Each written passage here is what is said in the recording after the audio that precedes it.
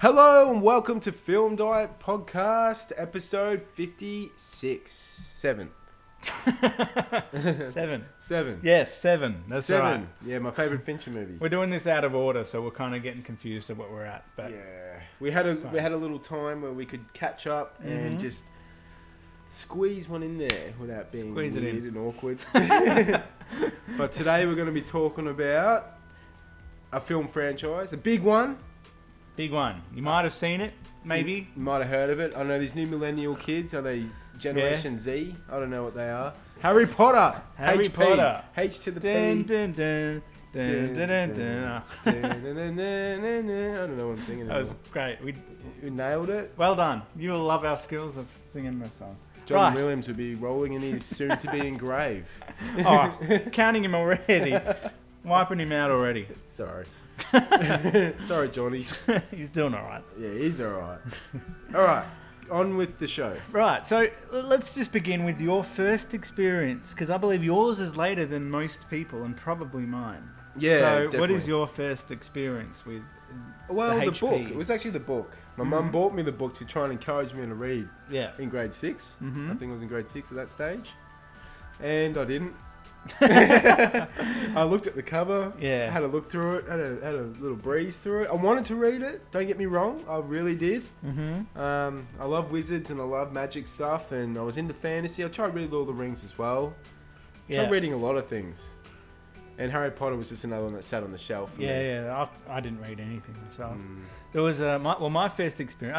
I guess if we go back to the book, so mine was I was in like grade 3 or something, one of those. Yep. And they were our teacher decided every 15 minutes before lunchtime she's going to read us some of the few book. pages or whatever. Yeah, so she'd read the thing, and so That's I cool. already had a bit of an experience That's cool. with that, so I kind of had a bit of an idea was what was going on. Mm. I remember there was one thing, and she always said Hermione Granger, and that was the thing. And then I watched the film, and I was Hermione. adamant that it was Hermione because the teacher's always right. I'm thinking this film, they've stuffed the film up because they were saying it wrong, and so I remember that was the very first Surprising you thing. can even remember how to say that. That's just one thing Say it that again. I remember. Hermione. Hermione. She's Hermione. That memory stuck with me. She's me Hermione. own. She's me own. And it is a funny word, so Hermione. that could have been Sarah. It wasn't Sarah. Could have been Hermione. Sally. Hermione. It was Hermione.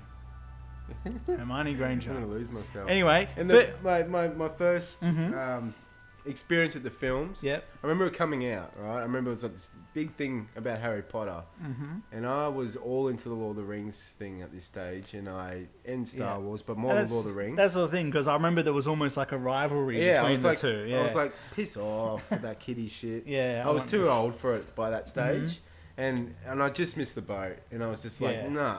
I finally saw it on DVD when it came out, Mm-hmm. and I didn't like it. So I was in that sweet spot for the perfect age, Yeah. because I was the exact age of those characters. Exactly. That was my sweet spot. So I remember hearing about the film. Already was aware of Harry Potter since I read in the books. I was so excited, I was at the and I order- was in that. yeah. I was So you were the audience. You were like Philosopher's Stone year level, and I was like Order of the Phoenix level at that stage. So Yeah. I was like, I'm too cool for this shit now. Yeah. I need some bad boy stuff. And Lord of the Rings for me was even a bit shameful to like at that age. So Right. Yeah. yeah. So- Anyway, you tell us more of your story with the film. So yeah, I remember the first time I saw it, I was so excited. I went and saw it, and I loved it. I loved it because it was, again, I was the demographic. It explained things just the way I needed At to your hear level. it, at my level. And so I was in from the get-go. I saw every single one at the cinemas except for the second one, but that was another story. We'll get to that, will we? I guess there's not much to it, but other than I just didn't get a chance to go and see it. But the reason why I remember it is because it was the very first DVD we, me as the family, we ever Yeah. owned. Right. So the second, and I remember getting it, and it was in this special box that would fold open, and I had it up until a few months ago when I threw out all of my cases. Ooh, that would have been hard. I've still got the DVDs, but it was a special case that sort of opened up. You know those ones, those big ones open up, and they got all the different. Yeah. And it was very nice. But yeah, back to the first one. So that was the year, I'm just looking up, 2001, yeah, so I was in year 8. I was in year 8, Yeah, so I would have been that, whatever age I was, I don't know. I should have been okay to see it. Yeah. I don't know why I didn't. But I think the reason why it was able to hook people so well, I think that first film was made perfectly in that you were able to get swept along for the ride because it was all new to you, but also to Harry Potter. Yeah. And it was explained very well, perfectly, so that you could get swept along. Definitely works very well. Like in that way. Like I've rewatched all of them, including the first one, quite a number of times over the years, and retrospectively, I really appreciate and can see why they worked so well. And I'm a bit disappointed that I didn't get into them at that point in time. When I go back and rewatch them, and I was like, I really should have just, Well, I mean, it was the first of its kind in that there was so many of them, and as the characters grew, you were also growing. So you've got the first one that is very kiddie and very, family friendly, lighthearted, and then every time it'll get a little bit darker, and the audience were getting a little bit older. So there wasn't really any other sort of series like that. A little bit with Star Wars, but Star Wars was always Star Wars. There wasn't that same sort of growth as you would go up with it. No, and even Lord of the Rings, there wasn't that because there was only 3. Yeah, it was all just dark. When this one was more friendly, getting to know the world, magical, and then it'll slowly get. I can see why it works so well because it's like year 1, year 2, year 3, year 4, and so on, and it's just that's such a good way of doing it, especially for a kids thing. School years, you're growing up with characters, you're experiencing new things with each story, it's getting more mature as it goes along. That's right, and it could have fallen apart if they kept it as kiddie as the first one all the way through. It would have not worked at all. It would have fallen apart. So it's J.K. Rowling. Say what you will about the woman, but she very clever. She's hands down, one of the geniuses of our modern day sort of franchise, sort of, creating what she created. I don't care about the stories about how she came across it, how long it took her, what she stole, what she's done, what she said, who she is. All I know is that she has created something that has just been, the most successful thing to have come out in the last, not for decades, like nothing's topped it. And to be able to create it as a single sole person. I know. It's not like Marvel. It's not like any of that stuff. Stuff where you got thousands of people all working on it. Over the years, but this one is just her. She wrote the books, every single one of them, and then everything got based off that. Good for her, huh? So, I mean, the first one, as we said, the story was a bit softer, but they explained the story quite well. I think. What are the things in it that you can remember that you really enjoy in that first film, if you can think of it quickly? I think for me, the whole, this was probably my first mystery story I ever heard. Oh, okay. So it was the first one that would sort of give you a mystery, and it is very tame now. You look at it. Yeah. But it's it has that sort of you've got the backdrop of all the magical stuff that's happening, but then you've also got this mystery story that is basically what is weaving the story, moving the story forward. Without that, the story wouldn't have too far to go. Yeah. So I think that's why this one worked so well, and it was really, I mean, they try and do similar things in the other films, but this is probably the biggest or the strongest one in terms of a mystery. Like what is going on? Who's done it, sort of thing. Or like a who's done it. That's effectively right. It.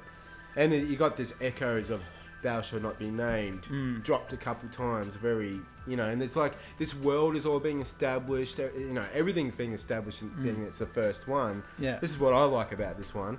But in the background, you got all this sort of stuff that's coming. It's coming, but not yet. And you've got all the wonderful actors that are coming into it in this film. The introduction of obviously Alan Rickman, rest in peace, playing Severus Snape.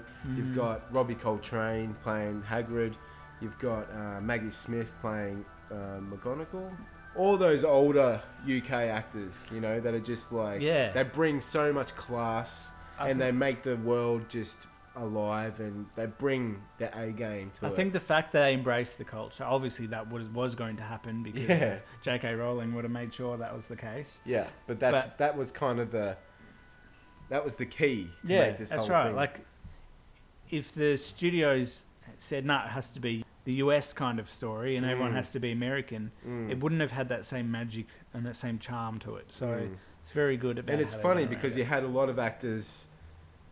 You had a few actors in Lord of the Rings from the UK thing, like Ian McKellen, and you had like Ian Holm, and a few of those actors in that going on, you know, who I absolutely adore. And then you've got all these other ones that I absolutely adore as well in this franchise. So it's kind of like a split there. Yeah. So it's kind of like, oh, they all are doing that one and they're all doing this one. And you also had like Warwick Davis, you know, Willow himself in this film. You got John Hurt. You've got Richard Griffiths, who plays the Uncle Vern, that real nasty character, who just pisses me off like no tomorrow. But he's a wonderful actor, and that's his job. He really did a great performance. He embraced especially that. You know, someone who's heavy in TV. He just came into this and did really well. Yeah. And also one more, which was. The guy that played the son, Harry Melling of Dudley. Dudley. Yeah. He's gone on to do some good stuff too. He has, and now he's Harry Potter become an actual. Yeah. He's getting there. Doing really well. Yeah, so that's the first one. Apart from that, I don't remember. I have to rewatch it again to be honest to sort of get into more detailed aspects of the film. But generally, it's a great children's film. I think there was a lot of foresight in that. They knew that there were going to be more of these films. Normally you'd say, oh, we don't know if there's going to be more, there might only be one, so let's try and shove everything into the one. Yeah. Let's conjoin the first two stories and make a film out of that. I mean, there's so much there that they could mine out of Harry Potter in the world that, you know. They're trying. They're trying to do that. But they also had, just quickly, the director, Chris Columbus, who started off with Steven Spielberg. I think he wrote Gremlins.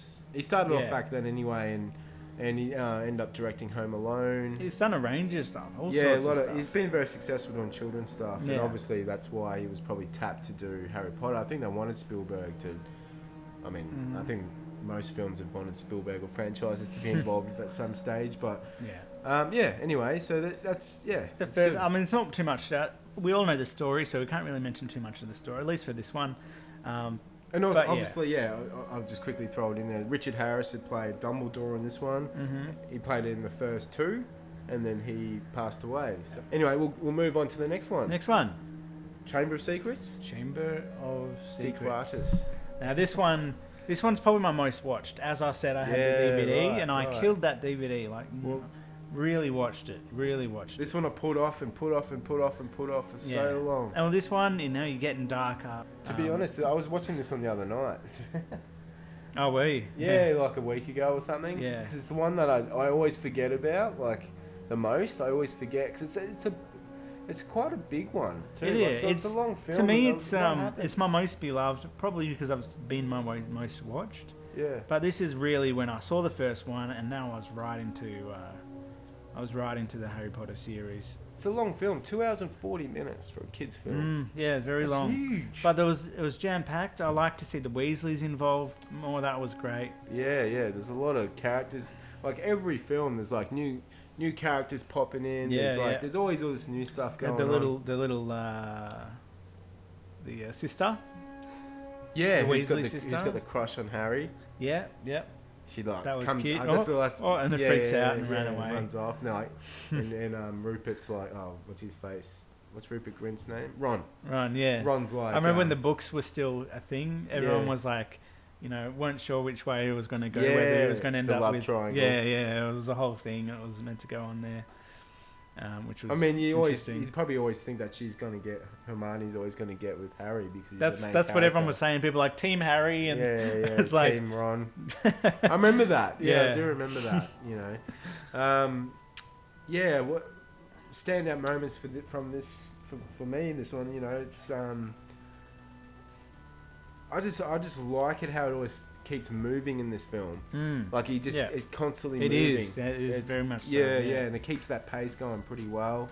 The flying car obviously was you know, that's probably a standout feature, being on the front cover of the book. I always remember that. Yeah, being absolutely. a massive that selling thing, point yeah. of this one. Mm-hmm. And the villain, I mean, you got Kenneth Branagh playing that, you know, that character in this one. And I love that character. He's all like, what's the word? He's very prideful and he's basically full of shit. You know, I like that. I like that character. Yeah. You know, and he's not really the big bad in this by any stretch. There's more going on behind the scenes, which is great. He was a puppet, really. He's a puppet. Yeah. Which I love that. It's a great idea and it works beautifully in this film, or story, I should say. Yeah. Yeah.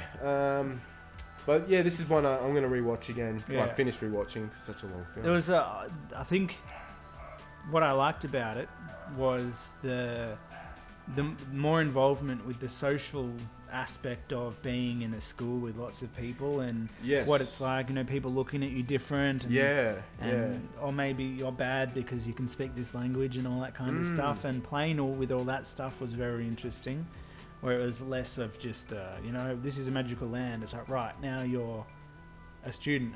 You're getting more of that school vibe, that school film sort of thing thrown in there. I liked how well, it's interesting how there's actually ghosts floating around in this one. You got John Cleese and actors like that, you know, floating about as ghosts, which they kind of got rid of after this film. There's a big tonal shift after this one. Well, I think after the third one. Oh, they pop in every now and then, but they were never a big feature from this point. So the villain in this one, Tom Riddle, the student that sort of was meant to be what Harry became. Well, he was meant to be, you know, a prodigy, up and coming top, you know, one of the people for the good almost good the chosen one.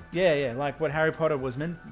He's going to become. He's going to become, but he was the way that Harry Potter. I guess that's probably a good thing, is it gives us that contrast where Harry Potter, given the right circumstances, could twist and go that other way, and that was the tension that kept going between throughout all the films. Was there's always that chance that he might end up joining Voldemort.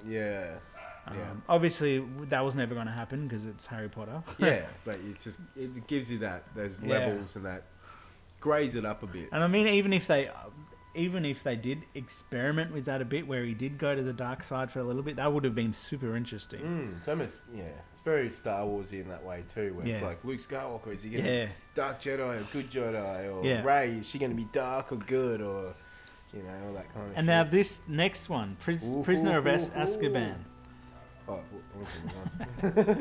This one, so this is the story with this one. And when I first watched this, I was super disappointed about it. Are you serious? Because this is why, right?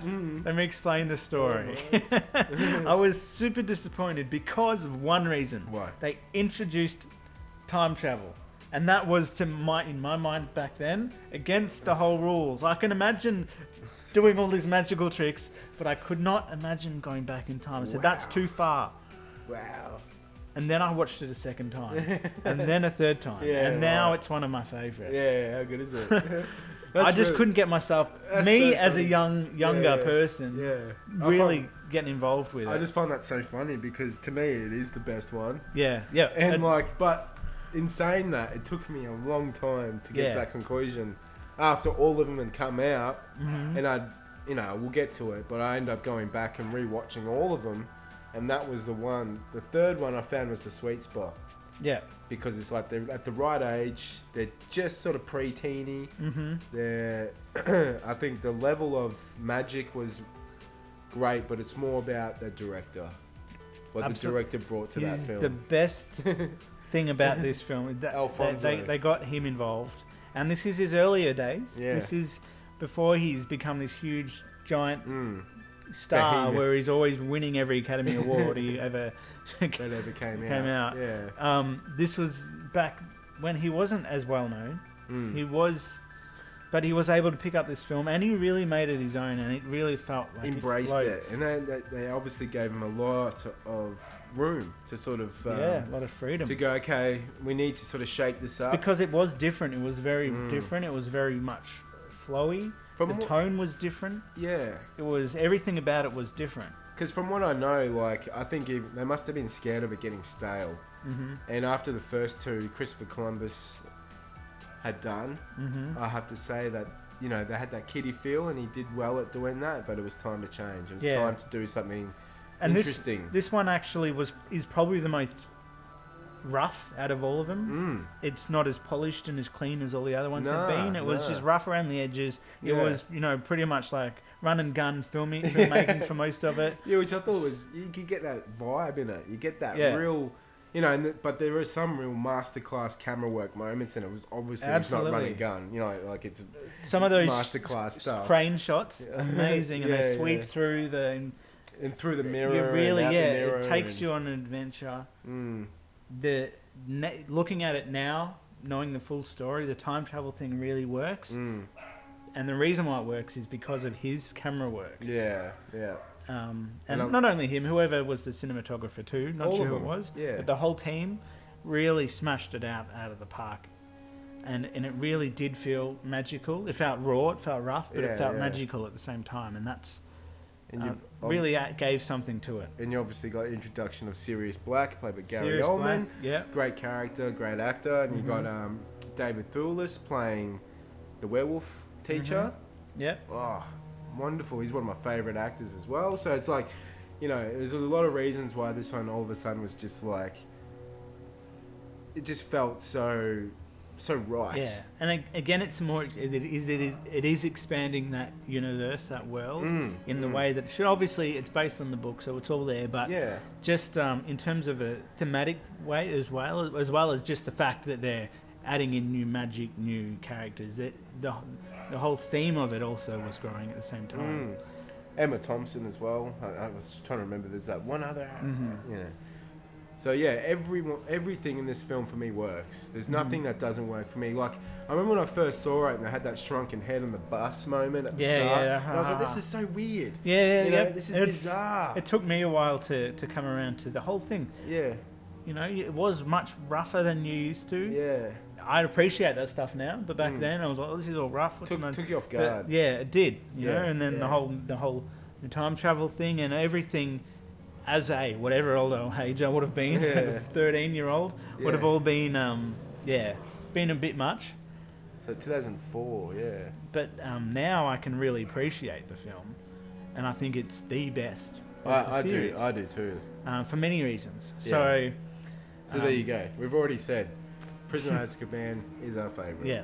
And we're going to leave it there. If you want to hear the rest of our Harry Potter journey, listen into the next podcast where we're going to finish off going through the rest of the films. So thanks for watching, and we'll see you in the next one. Catch up. Adios. Thanks for watching Mini Academy Online. If you'd like to explore more about content, click on this or click on that. Like and subscribe, thumbs up, ring bells, do a dance, sing a song, drink a hot cup of tea or coffee, and I'll see you in the next one.